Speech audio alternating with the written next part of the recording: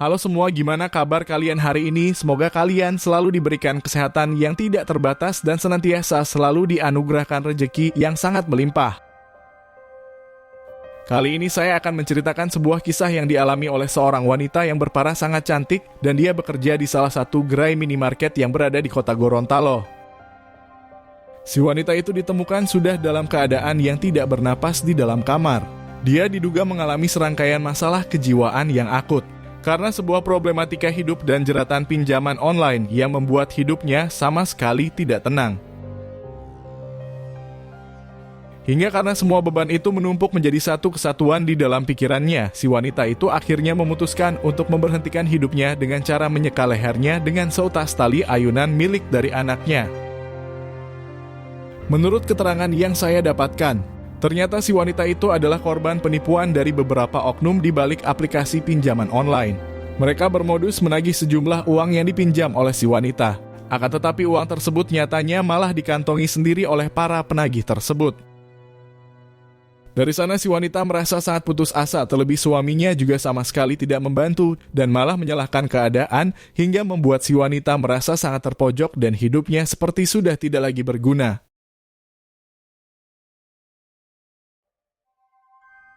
Lalu bagaimana kronologis permasalahan yang sedang dihadapi oleh si wanita tersebut? Dalam kesempatan kali ini saya akan menceritakannya secara keseluruhan dan mengungkapkan beberapa fakta atas kejadian yang sebenarnya terjadi. Semoga dari kisah ini kita bisa mengambil banyak pelajaran yang terkandung di dalamnya. Terlebih persoalan hutang piutang yang pada kenyataannya setiap orang tidak bisa menghindarinya karena tuntutan hidup yang semakin sulit. Saya berharap bahwa jika kamu berada pada situasi ataupun kondisi yang sama, ceritakan semua permasalahan tersebut di bawah kolom komentar, agar kita semua bisa saling menguatkan dan saling menasehati perihal masalah itu. Sebelum saya akan masuk ke dalam kronologis dari kisah ini, saya terlebih dahulu akan menceritakan latar belakang dari kehidupan korban. Wanita muda dalam peristiwa tersebut bernama Lilan Lantu yang berusia sekitar 23 tahun dan bertempat tinggal di desa Bulida di kecamatan Kota Barat di kota Gorontalo. Menurut keterangan yang saya dapatkan, sosok dari Lilan Lantu ternyata adalah seorang yang cukup atraktif ketika berkomunikasi. Dia juga memiliki kepribadian yang sangat periang dan bisa mencairkan suasana ketika berkumpul dengan teman-temannya. Selain itu, Lilan Lantu juga memiliki sikap yang sangat mandiri. Hal itu terbukti ketika dia sudah menamatkan bangku sekolah menengah kejuruan. Wanita yang berusia 21 tahun itu memilih langsung melamar kerja di beberapa tempat di kota Gorontalo. Hingga pekerjaan terakhir yang dilakoninya adalah sebagai seorang kasir minimarket, dia sudah bekerja di sana hampir sekitar 2 tahun lamanya. Dari tempat bekerjanya tersebut, dia kemudian menemukan satu orang yang menjadi tambatan hati. Pria itu juga bekerja menjadi seorang kasir namun hanya saja berbeda gerai minimarket. Kisah percintaan Lilan Lantu itu kemudian mengarah ke hubungan yang serius. Pria yang dikenalnya ternyata tidak mau berlama-lama berpacaran dan ingin segera menikah. Pria yang bertubuh tinggi dan berkulit sawo matang itu bernama Yudin Mahmud. Dia sudah menjadi karyawan tetap di gerai Indomaret dan berstatus sebagai seorang kepala toko. Menurut keterangan yang saya dapatkan, pernikahan antara Lilan Lantu dan Yudin kemudian terjadi pada tahun 2021. Mereka menikah dengan pesta yang cukup sederhana dan diwarnai dengan rasa yang penuh kebahagiaan. Lilan Lantu sempat bercerita bahwa dia sama sekali tidak menyangka bahwa akan menikah di usia yang sangat muda. Namun takdir hidup memang tidak pernah terduga dan atas setiap perjalanan hidup tersebut dia sangat mensyukurinya. Di awal pernikahan di antara keduanya, problematika permasalahan rumah tangga terhitung tidak pernah terjadi. Keduanya yang sama-sama bekerja memang memiliki kondisi finansial yang cukup stabil. Fase kehidupan yang dijalani oleh wanita asli Gorontalo itu kemudian berjalan pada step berikutnya. Dia bersama dengan suaminya dikaruniai satu orang anak yang berjenis kelamin perempuan. Anak tersebut kemudian menjadi buah cinta yang begitu nyata atas hubungan mesra dari keduanya. Tentu menjadi seorang ibu adalah sesuatu yang sangat dinanti oleh setiap wanita. Hal itu juga dirasakan oleh Lilan Lantu dan dia benar-benar merasa sangat bahagia. Akan tetapi karena Lilan Lantu merasa bahwa penghasilan suaminya kemungkinan besar tidak akan mencukupi kebutuhan rumah tangga, dia kemudian memutuskan untuk tetap bekerja dan menitipkan anaknya kepada kedua orang tuanya. Hal itu ditujukan tentu untuk membantu suaminya, sebagaimanapun dia sebagai seorang istri harus ikut andil dalam kenyamanan finansial dari keluarga kecilnya tersebut.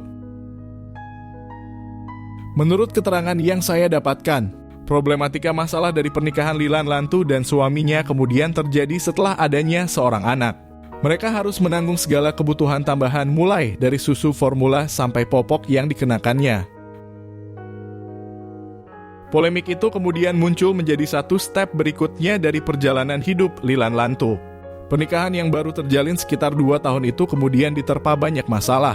Permasalahan itu sebenarnya cukup sepele, namun karena komunikasi yang buruk dari keduanya membuat hal itu seperti puncak emosi yang kapan saja bisa meledak. Keegoisan pengantin baru memang akan terjadi di bawah usia pernikahan sekitar 5 tahun, perbedaan pendapat hidup serta pemikiran akan membuat mereka merasa sama-sama tidak ada yang mau mengalah.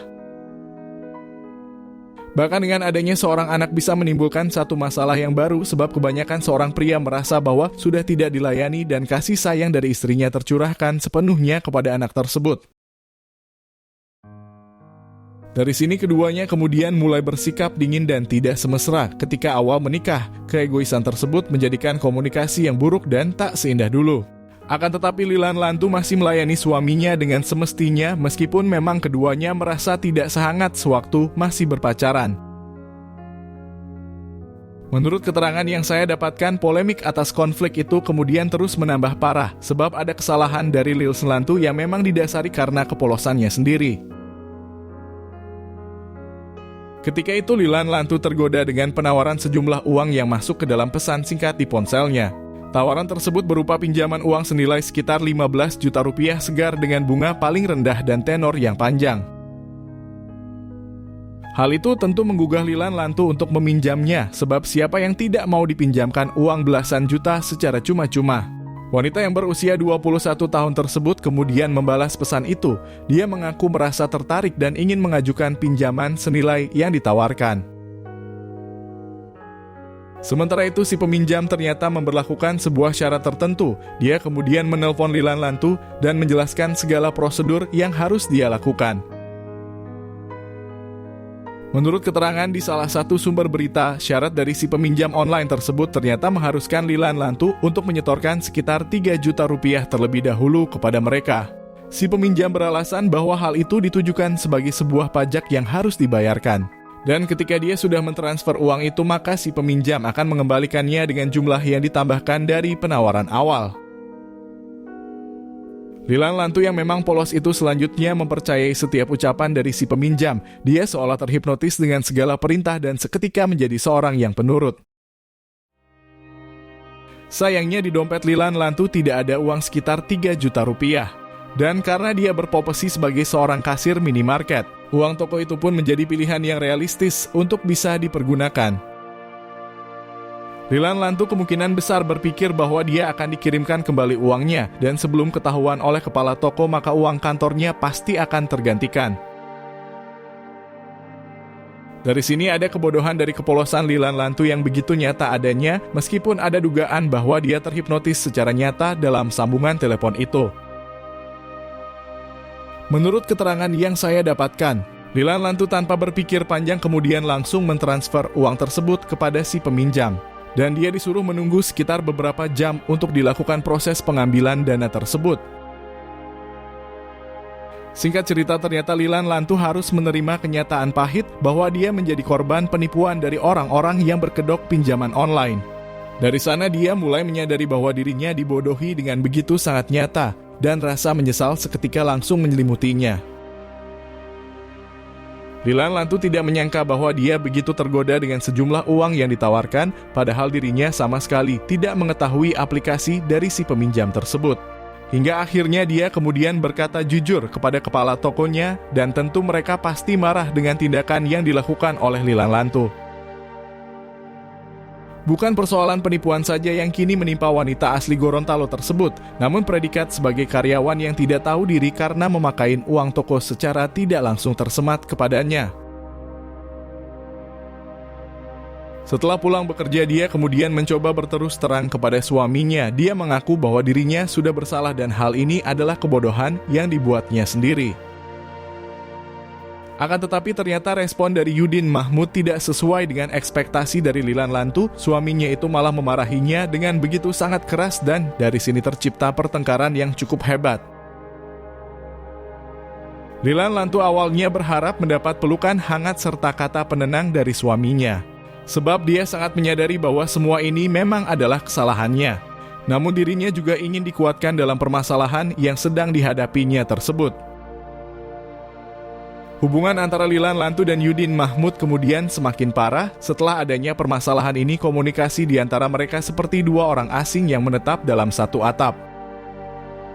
Hingga hari-hari berikutnya Lilan Lantu semakin merasa bersalah. Dia merasa tidak enak hati dengan sesama rekan kerjanya, dan di rumah juga dia diperlakukan dan dihukum sebagai seorang yang bersalah. Dari sini Lilan Lantu mulai mengurung dirinya sendiri. Dia sudah tidak punya hasrat untuk bercerita mengenai permasalahan tersebut dan lebih memilih untuk memendam perasaannya. Akan tetapi nyatanya itu malah memperburuk pikirannya. Dia seperti orang yang tidak lagi berguna dan hidupnya terasa menyakitkan dengan semua rasa yang dia rasakan.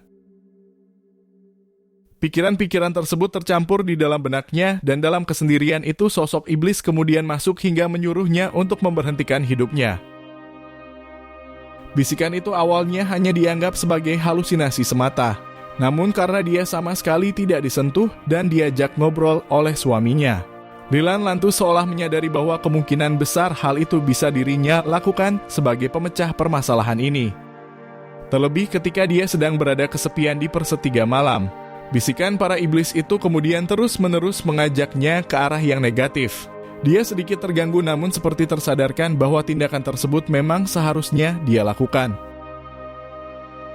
Kesalahan mengenai penipuan pinjaman online sebenarnya perkara yang sangat sepele, akan tetapi respon orang di sekitar yang terus-menerus menghardiknya bersalah menimbulkan beban perasaan yang begitu dalam. Lilan Lantu tidak mengerti dengan apa yang berada di dalam pikirannya. Dia ingin bercerita kepada suaminya dari hati yang paling terdalam. Dia butuh pelukannya untuk mengatakan bahwa masalah apapun di dunia ini kita akan tetap bersama. Akan tetapi suaminya malah selalu menyalahkan keadaan yang sudah terjadi. Dalam beberapa postingan dia selalu menyindirnya dan berkata bahwa dirinya selalu menghabiskan uang hanya untuk bergaya demi orang lain. Dari sana bisikan iblis itu seperti mencoba untuk terus bisa tersambung. Dia bahkan seolah bisa merasakan obrolan yang begitu dalam mengenai cara yang tepat untuk menyelesaikan kesengsaraan hidupnya. Si iblis yang bertransformasi menjadi ucapan hati itu akhirnya membawa Lilan Lantu pada dimensi yang lain. Dan pengakhiran semua ini adalah cara ampuh untuk membuat orang-orang di sekitarnya merasa menyesal telah memperlakukannya seperti ini.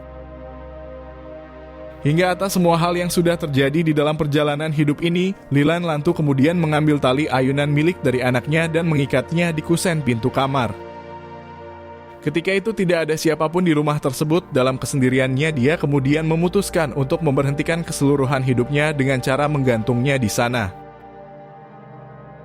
Pada kondisi ini wanita yang berusia sekitar 21 tahun itu sudah tidak lagi memakai logika sebagai pondasi hidupnya.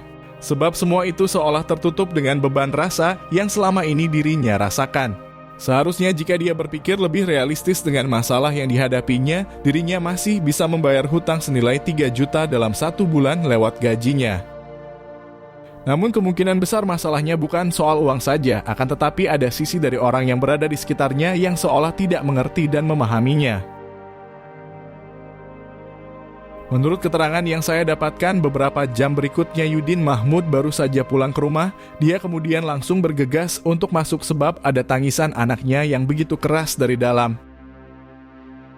Yudin Mahmud ternyata melihat anaknya sedang terbaring di lantai dalam keadaan yang menangis, hingga satu penampakan lain yang berada di dalam kamar kemudian membuatnya langsung terkejut. Yudin mengatakan bahwa dia merasa tidak percaya dengan apa yang sudah terjadi. Keterkejutan itu membuatnya langsung berteriak dan meminta pertolongan dari warga yang lain. Yudin Mahmud sambil menggendong anaknya kemudian melihat sang istri sudah terbujur kaku, tubuhnya membiru dan matanya melotot hingga lidahnya menjulur keluar. Singkat cerita, pihak kepolisian kemudian datang ke rumah tersebut. Mereka selanjutnya memeriksa setiap sudut ruangan kamar untuk mencari bukti petunjuk. Dan setelah itu tim medis kemudian membawa tubuh dari Lilan Lantu ke rumah sakit untuk dilakukan penyelidikan yang lebih mendalam.